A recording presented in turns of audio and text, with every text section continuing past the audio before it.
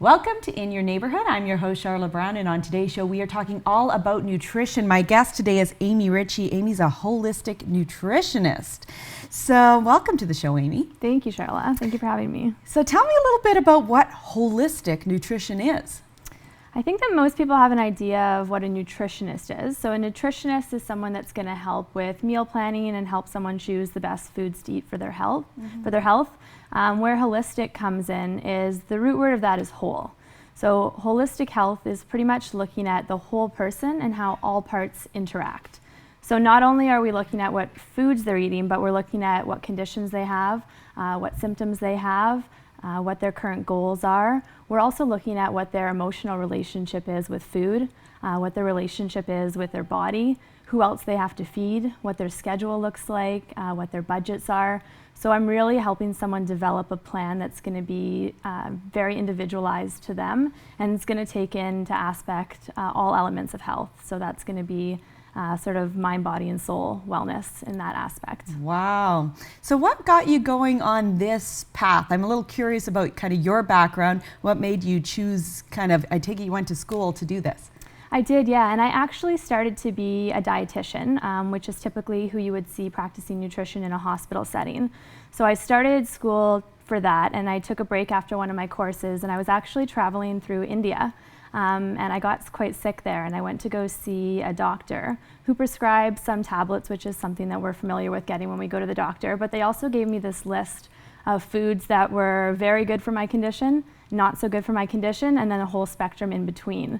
So that kind of got me thinking about food as medicine, and this whole interaction between the nutrients, our relationship with food, and how the foods we eat really affect the way that we feel, and not just our weight, which I think is often what we are thinking of when we think of food and a nutritionist, is either weight or maybe one specific condition that we got diagnosed with and now we need to adjust our diet accordingly, where food can really have such an effect on how you feel on a day-to-day basis, including mood and energy.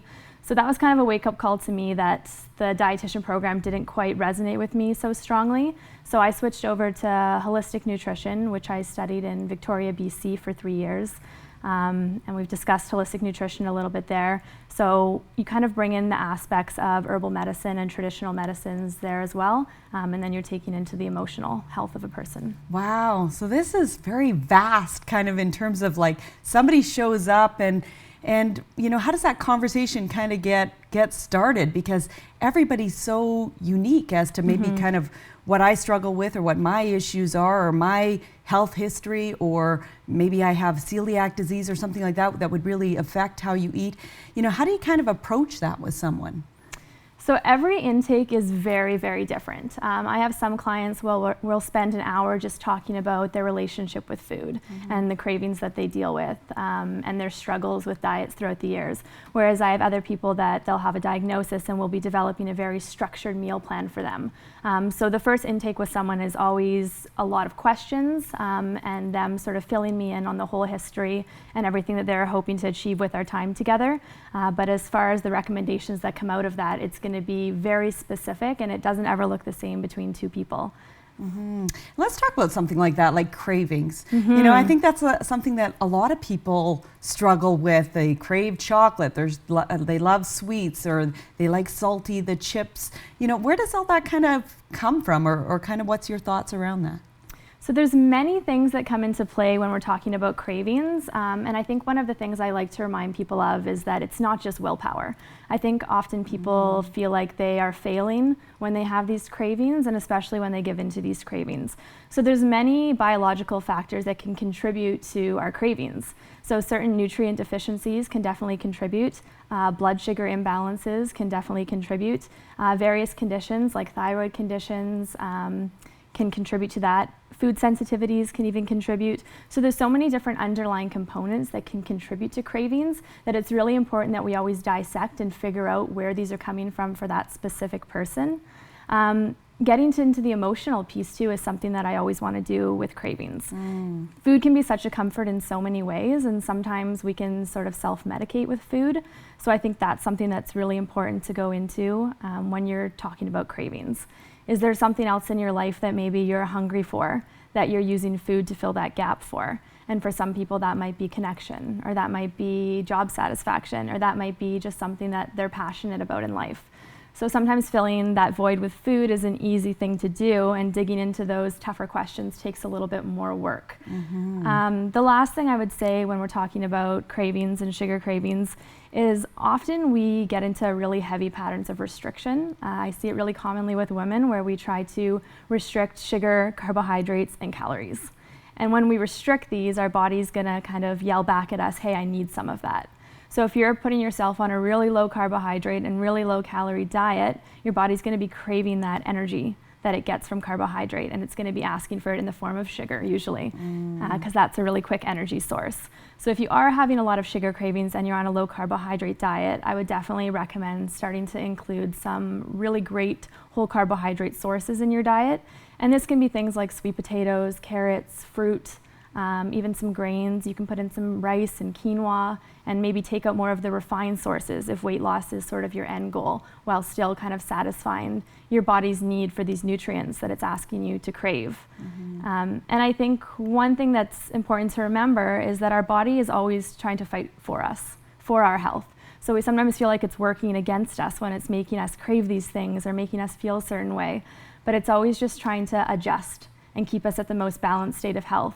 So I sometimes call myself a symptom interpreter, where I'll help people say, here's what you're experiencing, here's what your body might be trying to say, and here's how we can do it in a healthier way. So the sugar cravings is sometimes that. We're trying to really interpret what's going on, but it usually isn't just sort of a one straight answer. There's sort of multiple factors that come into that. Yeah, absolutely.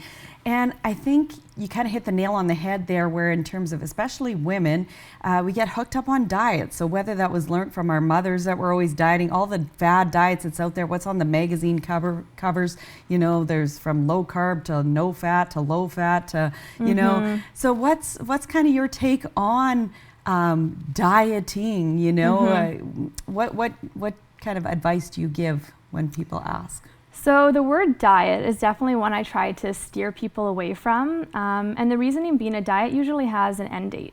So that means that we are having ourselves eat a certain way for a certain period of time, but then what happens after that? So with many people, I'll ask them, what have you done that's worked before? And they'll tell me a few different things, and I'll ask, you know, has the weight come back after you've gone off of that? And often it does. They'll do something for a few months and they'll tell me that it worked really well, but then they gain the weight back. Or they did another strategy for a little while and certain symptoms went away, but then it all came back. So my point here is that if something stops working, it didn't really work. So we need to figure out what is going to be sustainable in the long run, and change eating patterns and relationships with food and how we think about food and nutrition in our body in order to really have a sustainable eating habit that's going to keep us healthy and feeling good in the long run. So my strategy is usually to start making some small changes with where someone's currently at. So if you're someone that's eating out, say, you know, 5 times a week, is eating a lot of junk food, is drinking pop, doesn't exercise at all, my strategy is not going to be to tell that person to now make every single meal at home, to eat kale and quinoa and lemon water as the majority of their diet and work out 6 times a week. It's not reasonable and it won't last. So I kind of try to meet each person with where they're currently at and help them make adjustments where they're going to feel a difference, but it's going to be subtle enough that they're going to be able to build it into their current lifestyle, and then we can continue to build on that as we get them towards a goal that they're going to be able to reach and maintain. Awesome, awesome. Well, we're going to take a quick break, but we're going to be right back with Amy and talk more about nutrition.